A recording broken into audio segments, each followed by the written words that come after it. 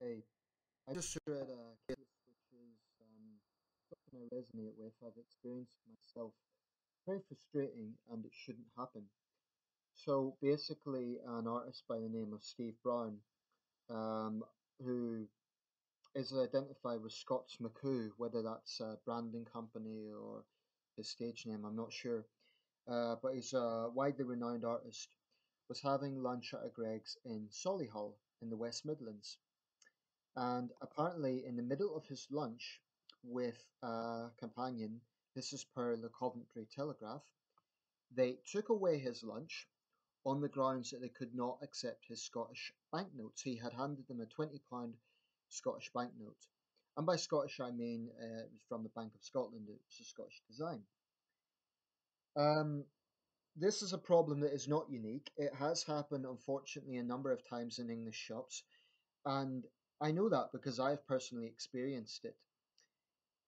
I believe very strongly. Anyway, he was obviously livid. He went to Facebook to raise awareness of this.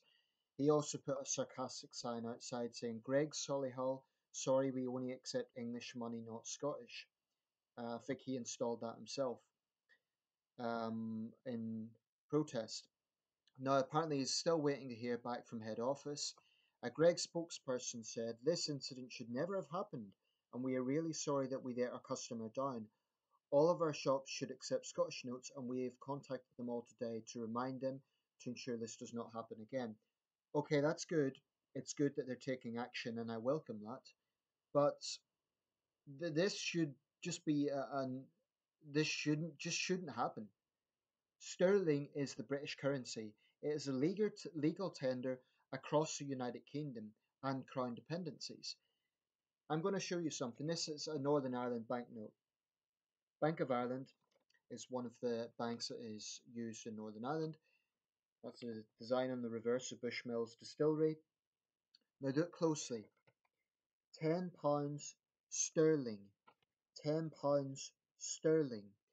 I think what happens here is because the design is quite different, they immediately look at the design and think it's a foreign currency. Therefore, it's not legal tender. I don't know if this comes down to sloppy training or ignorance or a bit of English nationalism. I do suspect that in some cases, and I'm not saying for a fact it was the case here, but I do suspect you get, particularly in independent shops who take this attitude, you get English nationalist managers who basically take it on themselves to refuse legal British tender, which, if anything, is unpatriotic towards the United Kingdom. It pisses me off.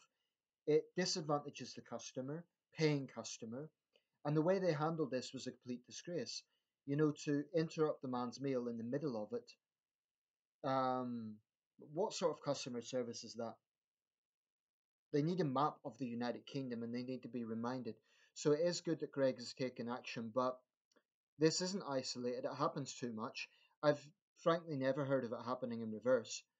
I haven't heard of Scottish businesses refusing English notes, and if that happens, I would be equally as vocal.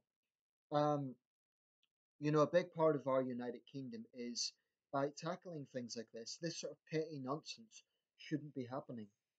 Um, it's a slight. It's an insult, it's a slight, and it just inconveniences the customer. So long as it is sterling, it is legal tender. And every shop in the United Kingdom should accept that, whether it be English notes, Scottish notes, or Northern Ireland notes. If it says sterling, it is legal tender. I personally believe the government should really strictly implement a policy that businesses should be obliged to accept sterling notes. It's actually bad business for them. They're losing trade, so it's not in their interest. Um, and it's just bullshit. I've been very vocal about Scots nationalists. Well, this is me balancing it out a bit. Now I'm vocal about English nationalists. And I sometimes I make excuses like, oh, there's been issues with counterfeit Scottish notes. If that is the issue, then put a note there explaining that to be the issue. But it isn't the issue. I think most of the time it's just ignorance. Because it's a different design, they think it's therefore a different currency. Even though these notes are being used for decades. Um, and it clearly says sterling. I think the only time that notes should be refused is if they're clearly damaged, um, or if they're clearly serious cause for concern that they would be counterfeit or something like that. But refusing a note just because it's from another home nation of the United Kingdom is not a sufficient reason. It's a disgrace. Um, and it isn't just Greggs. There are other shops that have done this. I've tried to pay for goods in Sunderland. I'm not going to name and shame, but there are certain shops here that have stuck their nose up and refuse Northern Ireland banknotes. So these days, to avoid the hassle, if I get a Northern Ireland banknote, whether it be sent from relatives or whatever, I just put it straight into the bank because I can't be bothered with the hassle. I shouldn't have to do that because it's sterling. It should be accepted, but this sort of pettiness just works me up, to be honest. So, shame on that. You know, the fact they would interrupt the guy's meal in the middle of it, it's a lot of nonsense. And I hope they give him compensation for his lost lunch, which he paid for. Disgraceful service. It is good that they have sort of issued this public statement. That's better than nothing, but it really shouldn't have happened in the first place. But I personally think, you know, Greg's is a big chain. There are independent shops that try and get away with this, and more often than not, they do get away with it.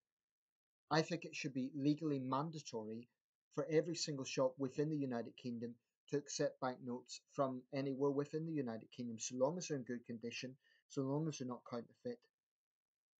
It's sterling, it's legal tender.